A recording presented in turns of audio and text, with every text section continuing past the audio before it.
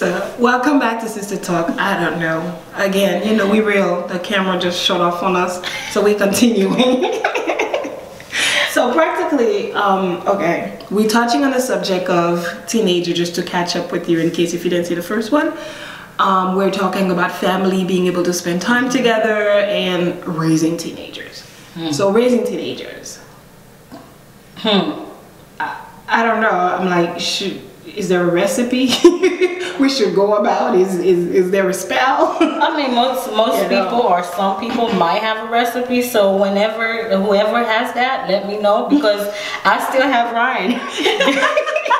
Yeah, I still have Ryan, and he's gonna be going through that. So if anybody has a recipe, please do inform us on Sister Talk, so we'll know. But I think you should be fine. I mean, again, you know, from seeing your kids being, you know, but they all growing up, but they all don't come the same way. Everybody has their own personality and character. So, you know, whatever Dion did, Melinda did, Elisa did, Ryan might not do.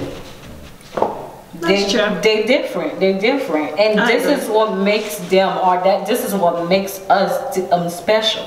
It makes the world go round. Hey, keep going around. Yes, but still, teenagers can be challenging. Yeah. I don't want to say are not easy, because, you know, eventually some of us do find a way around them. You know, we are able to find a way around them, talk about it, and whatever have you.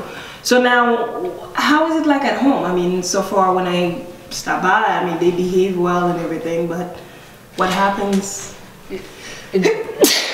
God bless you. Thank you. Again, we're real, so thank you for yeah, we have to see you. I heard that. Yeah. Well, how they are at home. Well, basically, however they are while they're out, I'm assuming this is how they are at home. Because I can't talk, I'm not there while they're 24/7. out. But I have no false testimony about them. So, and whatever they would do, see, we have that kind of relationship. However they act around me, usually, this is how they are while they're out. Around people. Yeah, around people. So, but as I already stated, when, they're always listening, so don't stop talking. Talk. Yeah. Create family time. Do activity. Now, do my kids and I do a lot of activity? No, because like I said, I'm a newlywed. Before I wasn't. And usually I don't do much activity, because I don't know, is it because they don't like much activities? Because at home, you ask me how they are at home. At home, they like to be in their room. They're not depressed. They're not depressed. They like to be in their rooms, and they like for me to be home. Even when I'm home, they're like, hi mom, and back to their room. Back to their room. But they like the feeling of having me home. Don't remind me, she wouldn't leave that phone alone. Yeah. Oh, mom, when are you gonna be off? I'm gonna be off whenever. Okay, I'm off. Hi mom, are you okay? Back to their room. I won't see them for hours. Yeah, it's like home. They're in their room, and they're in the refrigerator. It just is how. Yeah, the refrigerator. Yeah, this is how it is. And then, you know, but they want you home. So basically, keep talking to them. You know, give them. If you're not doing the talking, somebody else is. I agree. So, and I think that's one of the most poignant thing, you know, it's the most significant thing, is to talk. Because a lot of times what I find, you know, again, in my field, is that people like, oh, I don't know what to tell them. When I talk to them, they're not listening. And I think that's the poignant thing. Even when you think they're not listening, you still have to talk. You still have to say what needs to be said, because you don't know what they're absorbing. And to be clear on that, what you just said, I remember when I would talk to Melinda and Dion about sex and drugs. They were little. I'm always talking. I'm always Welcome talking. to the Caribbean world. So I'm always talking.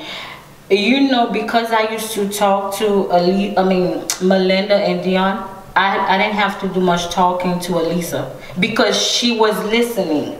So basically, even if I would, and my favorite thing, the best thing about when I'm talking to them, I would go ahead and start talking, and they go ahead and finish the sentence. They're like, yeah, la, la, la, la, la, la, la. They already finished it. I'm like, oh, cool. Yeah. I'm glad you memorized it. Yeah, I'm glad you memorized. Well, how can we not memorize it, Mommy? You told us 1,000 times. Well, good. I'm going to tell you 1,000 times, even a million times if I have to. So there really is listening. That's good. Because when you're talking about children, teenagers, or even kids that are like 18, already like 3-4 kids on their own, and having these kids, like I know Melinda said she wants to be a pediatrician, and she's like so focused. I'm like, I can't even get a good high out of this girl because she's like, you know, she's focused, and I think that's something that's I don't even know how to explain. It's very good, and it certainly shows your sacrifices. Yes, you know, it shows your sacrifices, and that's one of the things that sometimes we often miss to do. We sacrifice so much, we wear so many hats, and at the end of the day, we just keep it moving. Like, oh yeah, I just woke up like this. You know, I just did this. No big deal. No big deal. So how do you maintain a balance? How do you take care of Curly? Now, you know, Mrs. Medard took care of Mr. Medard. You know, Mrs. Eugene Medard took care of 4 children. Now, how does Curleen take care of Curleen? How does Curleen make sure she's not pulling her hair out, cutting her hair out, start screaming on the train station, and then nobody knows what's wrong with her? Well, the way I take care of myself, I mean, you take care of yourself. We can see that. Yeah. But now we need to know how to take care of ourselves too. So you're gonna have to. Well, basically, they're my joy. I'm sure I've mentioned that like so many times That's already. the theme song. I'm sure they understand. Yes, it's the song. Yeah, I feel like long as they're happy, I'm happy. So if my sky should be blue or gray, that means their skies are gray. And I'm gonna try my best to always smile, and really when I'm smiling, it is a true smile. And they know when I'm not feeling good. So basically, I take care of myself by seeing them happy. Yeah, by making sure they're happy. So far, at least until they get out the house. Y'all didn't hear that, right? You're not gonna tell the kids that. Well, I don't really want them out now. Yeah, because they have to focus on their education. So if I have to give them that extra hand, go that extra mile, so I will. So far as I'm taking care of myself is by seeing them happy, and I'm happy, and I'm truly happy. I'm not putting on a happy face, just to do it. Just to do it. No, I'm truly happy because they're happy. So I'm very pleased with their attitude. I'm pleased with the way they are. I can't say anything really. I'm just satisfied. Thank you, Jesus. Just keep on saying it. But now, you know, I mean, of course, you know, as a parent, seeing them happy always will make you happy, because your ultimate sacrifice all the time is just in the hope that they can be happy. Though happiness could be something personal, eventually you have to find your own happiness. But when they're your children, you feel like it's an obligation to ensure that, you know, they're happy. So now, how does Curleen have private time in a home with a husband who's probably going to be like, I'm hungry, or I need you, come here, come see this, and then children that are like, I need you, come here, help me with the homework? How do you do it? How do you get a minute to yourself in that house? Oh, trust me, I get a minute to myself. Yeah, I get a minute to myself. Sometimes I get more than a minute to myself. And yeah, they're not, you know how some kids will, I don't know, I'm just blessed. I think that I'm blessed. Amen for that. Because they're home, it's like they're not home. So when I'm home, they really don't, they don't bother me, you know. They just want to know that I'm there. So basically, you're gonna have to tell people. I know this isn't another interview, but you're gonna have to tell us how to train a kid to leave you alone.